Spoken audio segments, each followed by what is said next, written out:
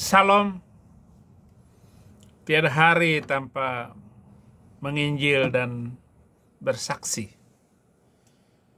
Terima kasih untuk tim dan orang-orang peduli, para mu'alaf, penginjil Indonesia bagi Kristus.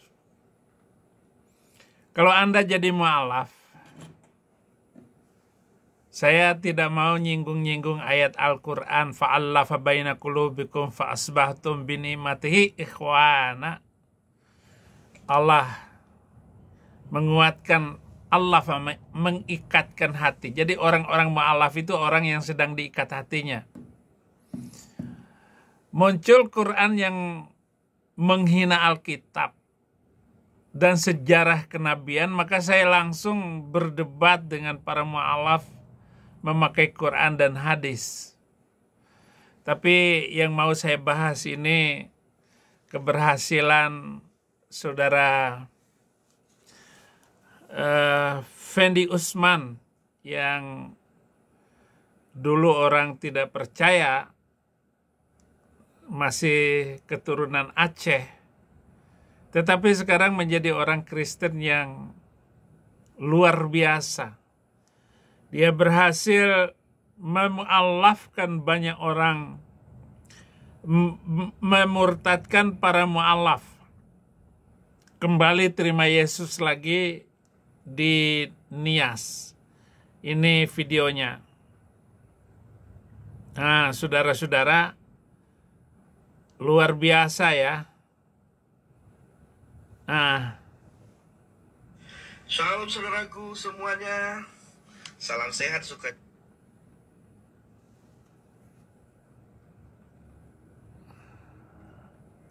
Ada apa ini? Kita selalu dalam Tuhan. Salam Aki, aku kabarkan Injil keselamatan. Nah, ini Bapak Ibu, saya berada di salah satu desa di pedalaman Kepulauan Mentawai, dan tempat ini adalah musala, tempat beribadahnya para mu'alaf. Berhubung di tempat ini sudah banyak mu'alaf yang kembali, akhirnya tempat ini terbengkalai. Bapak Ibu bisa lihat rumput sangat panjang sudah, dan tempat kamar mandinya, WC-nya sudah pada rusak Bapak Ibu ya, karena tidak terawat lagi. Kenapa tidak terawat? Karena mu'alaf di sini tidak lagi berkembang, disebabkan mu'alaf sudah kembali ke jalan yang benar.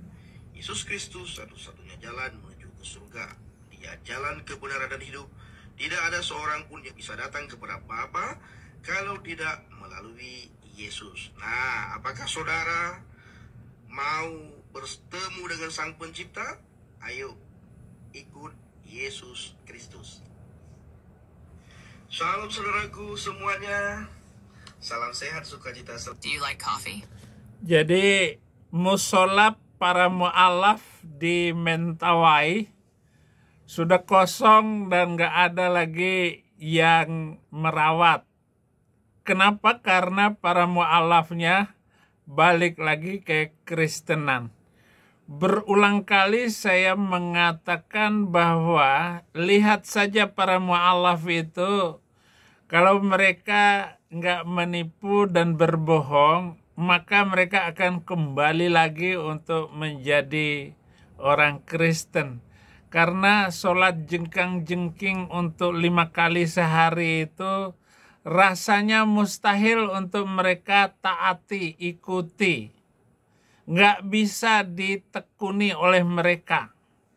Itu di Mentawai yang dikabarkan oleh Ustadz Fendi Usman tadi. Lain lagi bicara di Nias. Nias itu terakhir waktu saya di sebelum saya masuk penjara, itu sekali saya datang ke Nias, paling sedikit 15 mu'alaf saya baptis lagi di Nias, di pantai Nias itu. Banyak sekali. Terima kasih untuk Gekribnis yang telah memfasilitasi saya dan juga Estetenias yang sudah membantu pelayanan saya di sana. Maju terus untuk membawa jiwa-jiwa karena program pemerintah itu bagaimana Nias diislamkan. Tapi saya katakan lagi, kalau memang dia itu dari Kristen masuk Islam, nggak usah panas-panas tai ayam. Karena kamu memang hanya sebentar saja, lalu kamu akan kembali lagi mengikuti agama leluhurmu. Ya minimal menjadi munafik lah begitu.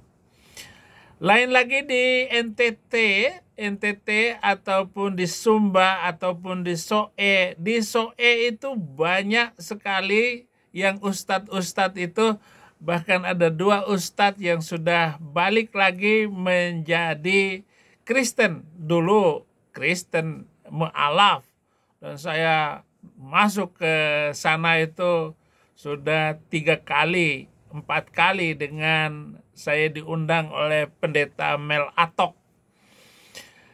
Pak Mel Atok datanglah atau KKR lah di Soe sana untuk mempengaruhi kembali datang. Ada kan KKR di dekat mereka itu, di desa Oi, namanya Oi. Biar banyak mereka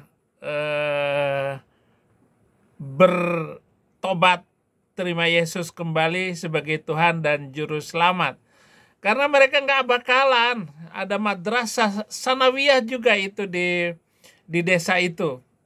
Bahkan luar biasa, yang munafik itu dari 400 yang Islam, sekarang sudah tidak ada 85%-nya yang sholat.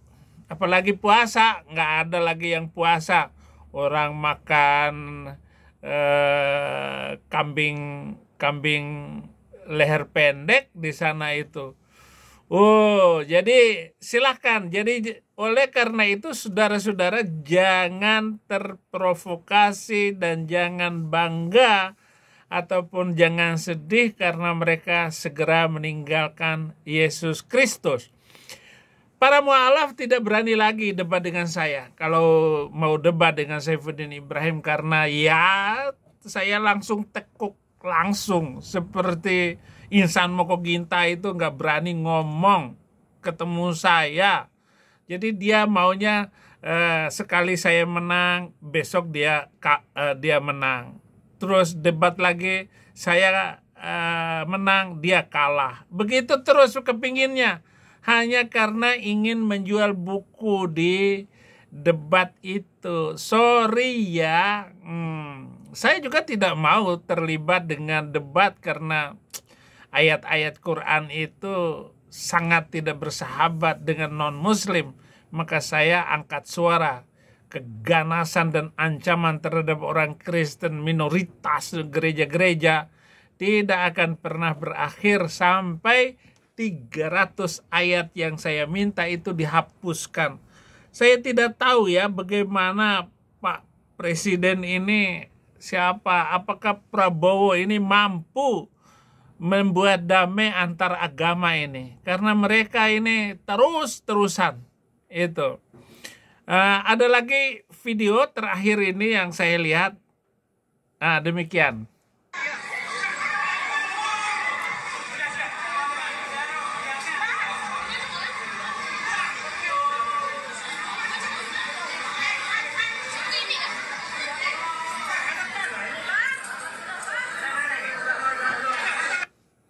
Ini video orang yang protes toa musola yang ribut, saudara-saudara.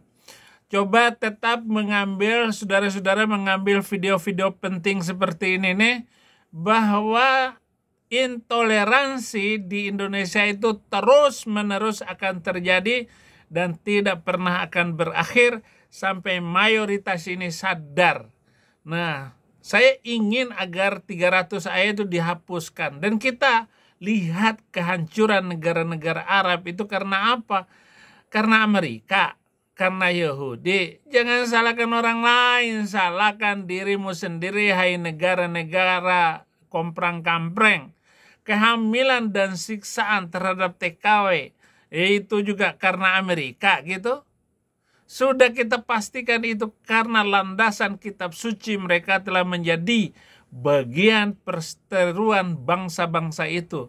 Dan itu sampai kiamat tidak pernah berakhir. Ya, coba Donditan sudah debat dengan saya dan kamu mau langsung kirim buku dengan saya. Kamu siapkan 50 juta seperti omonganmu itu supaya saya debat dengan kamu. Debat, kalau mau debat 50 juta yang kamu siapkan itu, datang gratis debat dengan saya di Amerika. Cukup kamu pulang pergi itu dengan uang untuk kamu bilang untuk hadiah untuk saya 0 rupiah, tidak perlu ambil. Datang aja Donditannya. Kamu kalau berani ketemu saya, janganlah kamu yang memberi dirimu gampang disesatkan oleh nabi Arab yang menikahi anak umur 6 tahun itu. Di mana otak hati nuranimu itu, Donditan? Firman Tuhan 2 Tesalonika 2 ayat 3, janganlah kamu memberi dirimu disesatkan dengan cara yang bagaimanapun juga, sebab sebelum hari itu haruslah datang dahulu murtad, dan harus dinyatakan dahulu manusia durhaka yang harus binasa. Itu kamu Donditan, kembalilah hai anak-anak murtad. Demikian firman Tuhan, karena aku telah menjadi tuan atas kamu. Aku akan mengambil kamu seorang dari setiap kota dan 2 orang dari setiap keluarga, dan akan membawa kamu ke Sion. Kamu itu bukan ke Mekah, itu ke Sion. Yeremia 3 ayat 14. Harus kamu dengarkan pemurtadan itu. Pemurtadan yaitu yang kamu lakukan itu. Maka beginilah firman Tuhan, sesungguhnya aku akan menghukum semaya orang Nehelem dan keturunannya, tidak ada seorang pun dari keluarga yang diam di tengah-tengah bangsa ini untuk melihat yang baik yang akan kulakukan kepada umatku. Demikianlah firman Tuhan, sebab ia telah mengajak murtad terhadap Tuhan. Yeremia 29 ayat 32. Apa yang kamu omongkan itu Donditan akan kena dirimu sendiri, dan kebohonganmu terhadap Alkitab, terhadap Tuhan Yesus Kristus. Berapa lama sih waktunya? Maka lebih efektif apa yang saya sampaikan daripada semua yang kamu lakukan itu. Terima kasih, maju terus para pejuang Injil, maju terus. Maju terus, Tuhan akan menolongmu. Haleluya. Amin.